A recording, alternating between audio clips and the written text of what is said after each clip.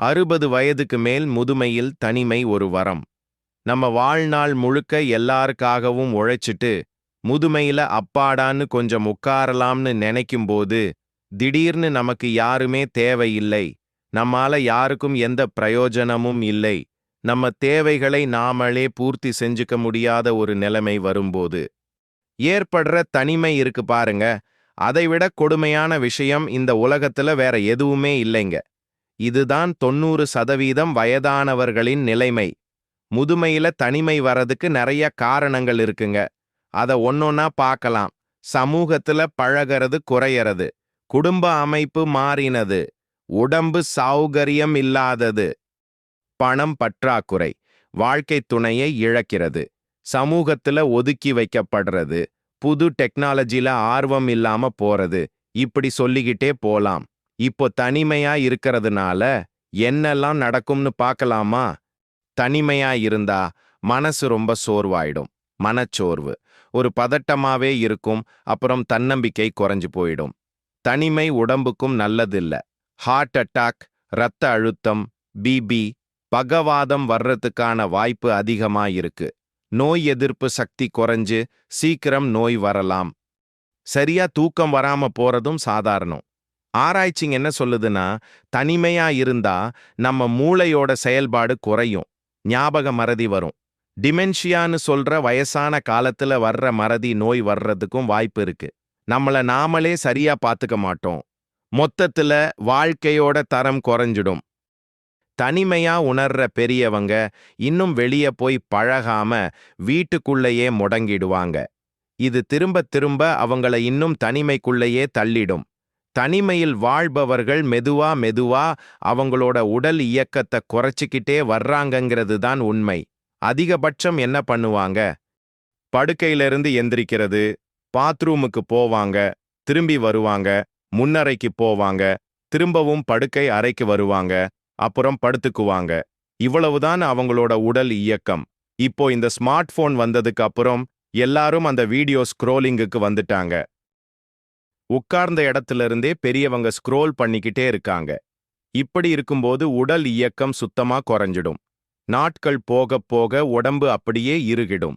மூட்டுல வலி வந்துடும். அப்புறம் என்ன ஆகும்? நடை தள்ளாடும், கீழே விழுறது மாதிரி பிரச்சனைகள் எல்லாம் வரும். முதுமையில எப்படி இருக்கணும்? இன்னிலேருந்து நீங்க சரியா பிளான் பண்ணி வாழ்ந்தீங்கன்னா நல்லா ஆரோக்கியமா சந்தோஷமா யாருடைய உதவியும் இல்லாம உங்க வீட்லயே நிம்மதியா உங்க நாட்களை கழிக்க முடியும். வீட்டுக்குள்ளேயே முடங்கி கிடக்காமல் பிடித்தமான பொழுதுபோக்குகளில் ஈடுபடுவது, சமூக நிகழ்வுகளில் கலந்து கொள்வது மனதை ஆரோக்கியமாக வைத்திருக்க உதவும். இலக்கு இல்லாமல் வாழ்றது போக போக என்ன ஆகுது? நம்மால யாருக்கும் எந்த பிரயோஜனமுமே இல்லைங்கிற எண்ணம் ஒருவிதமான தாழ்வு மனப்பான்மையை ஏற்படுத்துகிறது. சோ நமக்குன்னு ஒரு குறிக்கோளை ஏற்படுத்திக்கிட்டோம்னா இந்த மாதிரியான எண்ணங்கள், இந்த மாதிரியான எதிர்மறை எண்ணங்களிலிருந்து நம்மை நாமே பாதுகாத்துக்க முடியும். இலக்கு இல்லாமல் வாழ்றது போக போக என்ன ஆகுது? நம்மால யாருக்கும் எந்த பிரயோஜனமுமே இல்லைங்கிற எண்ணம் ஒருவிதமான தாழ்வு மனப்பான்மையை ஏற்படுத்துகிறது. சோ நமக்குன்னு ஒரு குறிக்கோளை ஏற்படுத்திக்கிட்டோம்னா இந்த மாதிரியான எண்ணங்கள், இந்த மாதிரியான எதிர்மறை எண்ணங்களிலிருந்து நம்மை நாமே பாதுகாத்துக்க முடியும். இதுதான் நிறைய பெரியவங்க தனிமையில வாட மிக முக்கியமான காரணமா இருக்கு. வயசான காலத்துல ஒரு ரொட்டீன், தினசரி பழக்கம் வச்சுக்கிறது. இதை எப்படி பண்றதுன்னு கேக்குறீங்க. அதை இன்னும் கொஞ்சம் தெளிவா பார்க்கலாம். ஏன் ரொட்டீன் முக்கியம்? நம்ம இளமையா இருக்கும்போது ஸ்கூலுக்கு போறது, வேலைக்கு கிளம்புறதுன்னு ஒரு ஒழுங்கு இருக்கும். ஆனா ஓய்வு பெற்றதும் அந்த ஒழுங்கு திடீர்னு இல்லாம போயிடும். இதனால தான் நிறைய பெரியவங்களுக்கு தனிமை, சலிப்பு எல்லாம் வருது. ஒரு ரொட்டீன் வச்சுக்கிட்டா அந்த தனிமை உணர்வு குறையும், ஒரு புது எனர்ஜி கிடைக்கும். எப்படி ஒரு ரொட்டீனை உருவாக்குறது? உங்க விருப்பப்படி எளிமையானதா இருக்கலாம். சில உதாரணங்கள்: ஒரு குறிப்பிட்ட நேரத்துக்கு எந்திரிக்கிறது. தினமும் ஒரே நேரத்துக்கு எழுந்திருப்பது உடம்புக்கும் மனசுக்கும் நல்லது. காலை கடன்களை முடிச்சிட்டு நல்ல சத்தான காலை உணவு, அவசரப்படாம நிதானமா சாப்பிடுறது முக்கியம். காலை நேர பொழுதுபோக்கு, செய்தித்தாள் படிக்கிறது, நண்பர்கள் கிட்ட போன்ல பேசுறது, உங்க ஹாபீஸ், உதாரணத்துக்கு தோட்டம் போடுறது, புத்தகம் படிக்கிறது இருந்தா அதுல ஈடுபடுறது. சரியான நேரத்துல மதிய உணவு, இதுவும் ரொம்ப முக்கியம். மாலை நேர நடைப்பயிற்சி, பக்கத்துல உள்ள பார்க்ல ஒரு மெதுவான நடைப்பயிற்சி செய்யலாம். இல்லன்னா வீட்டுக்குள்ளேயே சின்னதா நடக்கலாம்.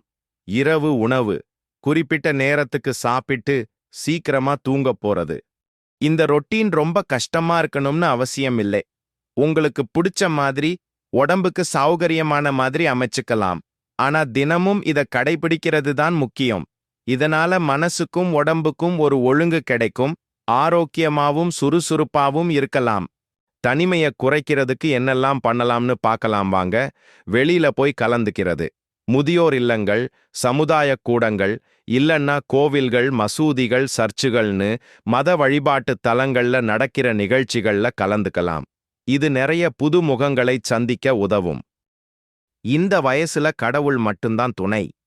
கடவுள் மேல உள்ள நம்பிக்கை, முதுமையில உள்ள தனிமையையும் கஷ்டங்களையும் சமாளிக்க ஒரு பெரிய மனபலத்தை கொடுக்குது. கோயிலுக்கு போறது, பக்தி பாடல்கள் கேட்கிறது, பூஜை பண்றதுன்னு ஆன்மீகத்துல ஈடுபடுறது மனசுக்கு ஒரு அமைதியையும் நல்ல சிந்தனைகளையும் கொடுக்கும், தன்னம்பிக்கையை வளர்க்கும். அதே சமயம் நம்மளை சுத்தி இருக்கிறவங்க கூடயும் குடும்பத்துல உள்ளவங்க கூடயும் நல்ல உறவை பராமரிக்கிறது ரொம்ப முக்கியம். ஃபோன்ல, வீடியோ கால்ல இல்லன்னா நேர்ல போய் குடும்பத்துல உள்ளவங்க கூட அடிக்கடி பேசிட்டு வரலாம். இது ரொம்ப முக்கியம். புதுசா ஏதாவது கத்துக்கிறது, உங்களுக்கு பிடிச்ச புது விஷயங்களை கத்துக்கலாம். இல்லன்னா முன்னாடி நீங்க செஞ்சிட்டு இருந்த பொழுதுபோக்குகளை மறுபடியும் ஆரம்பிக்கலாம். உதாரணத்துக்கு ஒரு புது மொழியை கத்துக்கலாம், இல்லன்னா கம்ப்யூட்டர் பத்தி தெரிஞ்சுக்கலாம், ஆன்லைன்ல எப்படி பொருட்களை ஆர்டர் செய்யறதுன்னு கத்துக்கலாம். இப்பெல்லாம் ஆன்லைன்ல இலவசமாவே நிறைய கோர்ஸுகள் இருக்கு. வீட்ல இருந்தே இதையெல்லாம் கத்துக்கலாம். இது உங்க மூளைய சுறுசுறுப்பா வச்சுக்கும், புது விஷயங்களை தெரிஞ்சுக்கிற ஆர்வம் வரும். அப்புறம் நீங்க மத்தவங்க கூட பேசுறதுக்கும் விவாதிக்கிறதுக்கும் ஒரு புது தலைப்பு கிடைக்கும். இது உங்களுக்கான நேரம். இந்த நேரத்தை நீங்க எப்படி பயன்படுத்திக்கிறீங்கிறதுல தான் உங்க மகிழ்ச்சி இருக்கு. முதுமையில் உடற்பயிற்சி, ஆரோக்கியமான முதுமைக்கு ஒரு வரம். முதுமை பருவம்ங்கிறது நம்ம வாழ்க்கையோட ஒரு முக்கியமான அத்தியாயம். இந்த நேரத்துல உடம்ப கவனமா பாத்துக்கிறது ரொம்ப அவசியம்.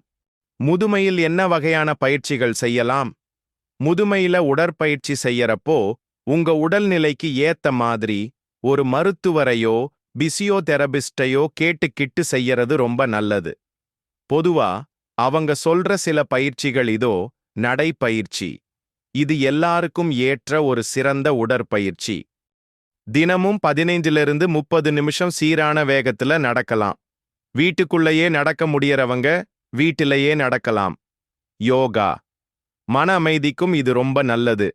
வயசானவங்களுக்காகவே எளிமையான யோகாசனங்கள் இருக்கு. மூச்சு பயிற்சி, பிராணாயாமம் போன்ற மூச்சு பயிற்சிகள் நுரையீரலோட திறனை அதிகரிக்கும், மனசுக்கு அமைதி கொடுக்கும்.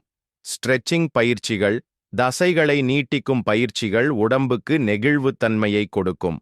நாற்காலியில் உட்கார்ந்தே செய்யக்கூடிய பயிற்சிகளும் இருக்கு. சமநிலை பயிற்சிகள், ஒரு கால்ல நிக்க முயற்சி பண்றது, மெதுவா முன்னும் பின்னும் நடக்கிறது போன்ற சமநிலை பயிற்சிகள் கீழே விழுறதை குறைக்கும். முக்கிய குறிப்புகள்: எந்த பயிற்சியையும் ஆரம்பிக்கிறதுக்கு முன்னாடி உங்க மருத்துவரை ஒரு முறை பார்த்துட்டு ஆலோசனை கேட்கறது அவசியம். சின்னதா ஆரம்பிச்சு கொஞ்சம் கொஞ்சமா நேரத்தையும் தீவிரத்தையும் அதிகப்படுத்தலாம். உடற்பயிற்சி செய்யறப்போ வலி வந்தா உடனே நிறுத்திடுங்க. தினமும் ஒரு குறிப்பிட்ட நேரத்துல பயிற்சி செய்யறது ஒரு நல்ல பழக்கத்தை உருவாக்கும். நண்பர்களுக்கு, உறவினர்களுக்கு ஷேர் பண்ணுங்க. அடுத்த வீடியோல இன்னும் ஒரு அற்புதமான தலைப்பில நம்ம நலமா சந்திக்கலாங்க. மிக்க நன்றி, மகிழ்ச்சி.